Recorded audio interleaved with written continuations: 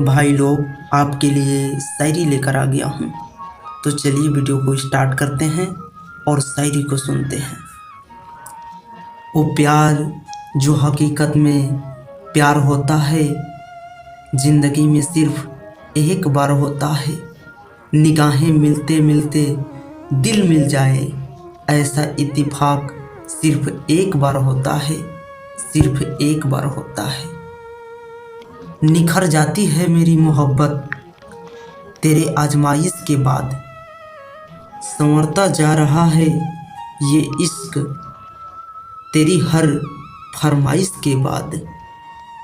इस मोहब्बत के रिश्ते को हम शिद्दत से निभाएंगे, साथ अगर तुम दो तो हम खुद को भी हराएंगे हराएंगे। आँखों की चमक पलकों की शान हो तुम, चेहरे की हंसी और मुस्कान हो तुम, इस दिल की धड़कन और मेरी गुमान हो तुम, कैसे बताऊं मेरी जान हो तुम।